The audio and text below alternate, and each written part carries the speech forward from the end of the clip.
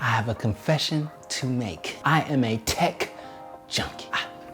I can't help it. I love cameras, I love smartphones, I love smartwatches. I buy them all. I can't help myself. So when opportunity came to get a new camera, I could not help myself. It's actually not funny at all. None of these things are cheap. I need help, I need help. All right, you guys. So as you can tell by the title, I don't know how much I put in the title. I may have put what it is. It doesn't matter. At the end of the day, I got a new camera. Now, I'm a long time Sony camera advocate. I'm a Sony boy, you know what I'm saying? Everything from recently, my latest Sony purchase, which is right here, the Sony a7 III, which I still believe is the best full frame mirrorless camera for price to features. Like legit, nothing out there crushing this bad boy.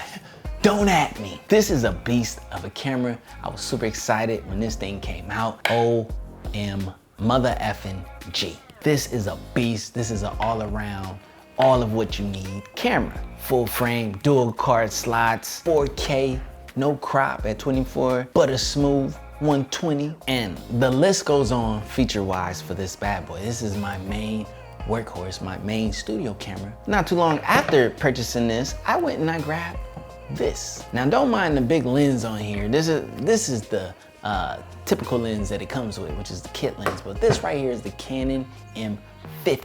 And this thing changed my perspective, my camera life now. For a long time, I was like, man, Sony over everything. I would never own a Canon. Then your boy went and got a Canon M50. Why did I grab it? Because it was a killer price. I bought it from someone, yo, the Modern Dad, shout out to you.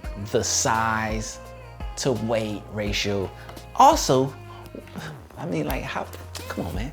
Do I have to tell you?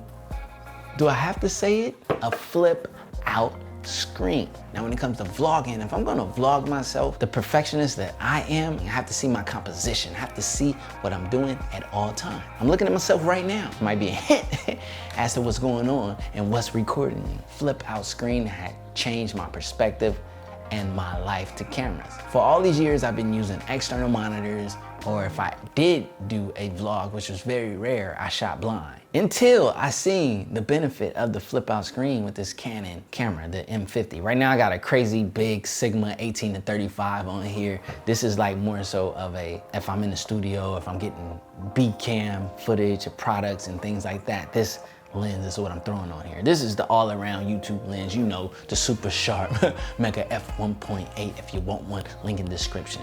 Typically you get this right here kit lens, which is I think 15-45 if I'm not mistaken. Yeah, comes with it, super small, super light, super capable. Literally the kit package you get with the M50, you can start right out the gate with shooting footage. Throw a video micro on top of here, which is super great, A1 quality.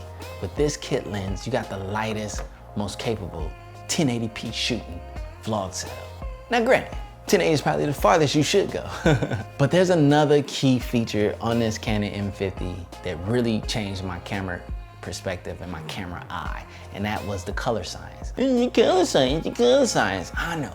Canon, I used to mock them. The color science on the a7 III is A1. Sony has finally improved and they're starting to figure it out. But I tell you, the color science on the Canon hookup.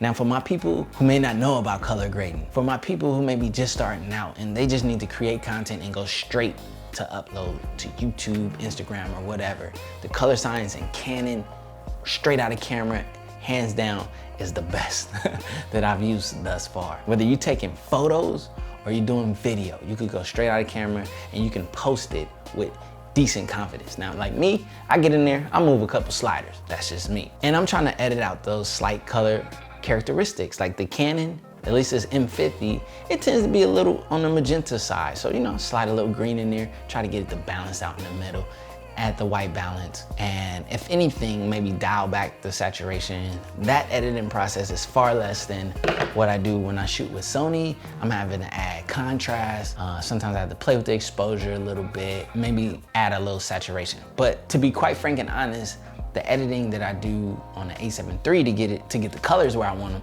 it's not much at all. So with that being said, what new camera did I grab? What other mirrorless camera out there that could be comparable enough or capable enough to make me slightly put down the A7 III? And that simply is the Canon EOS R. Now when this thing first dropped, I hated it.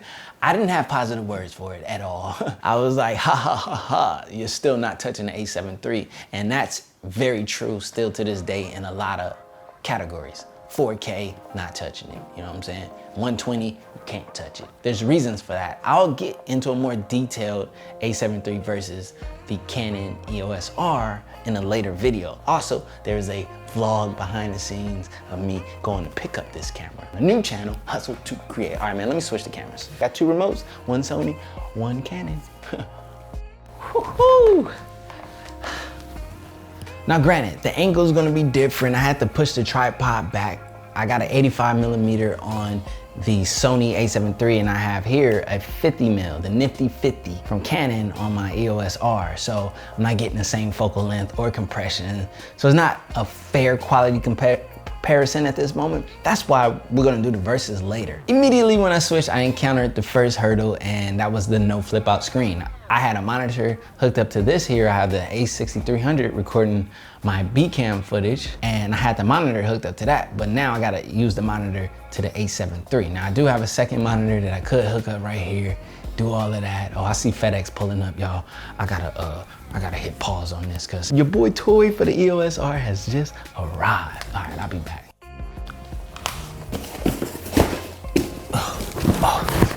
You know what I'm saying? Got that BH photo hookup.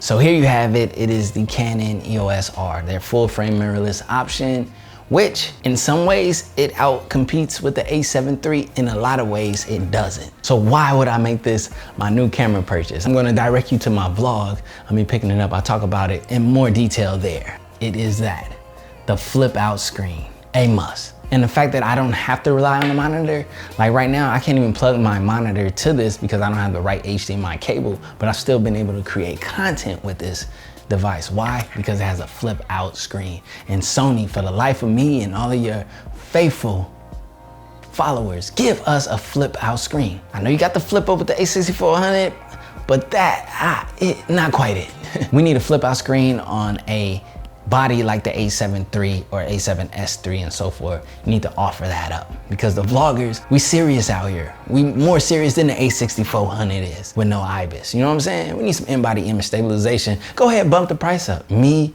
and other faithful Sony followers are willing to pay more to get that in-body image stabilization and a better body, better performance, and the flip out screen so I can get better vlog footage. And using HD video, I wanna use more HD video as opposed to always doing 4K. That doesn't mean I'm not gonna do 4K. I'm gonna do a lot of 4K and continue to shoot in 4K, but a lot of times I wanna just get these videos out in HD.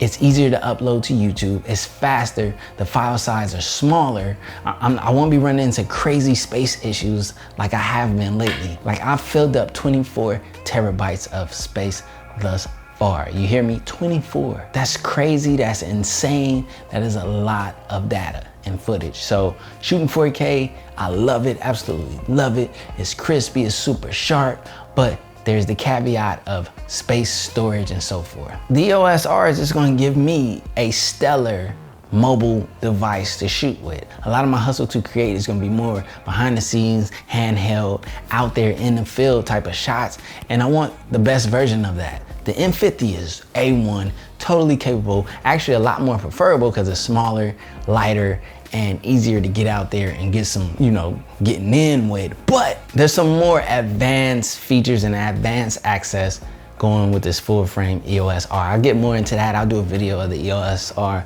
versus the M50 and why I even chose the EOS R, although I already own the M50 and thus forth. So I just wanted to be real quick. I wanted to, tell you about what I got. I'm gonna be using this on both channels and there's gonna be a lot of content coming from this body. I'm about to put the A7 III in the cut for a little bit, hopefully not indefinitely. EOS R is about to take center stage, and I'll do a full review, in-depth review on it. I have more content about the EOS R, and I will inform you. Now, my people out there, my A7 III shooters, don't worry, I ain't going nowhere. We just taking a sabbatical. You know what I mean? A small sabbatical. I promise, I'll be back. No lie. Let me get into these BH photo boxes. All right, player? Peace.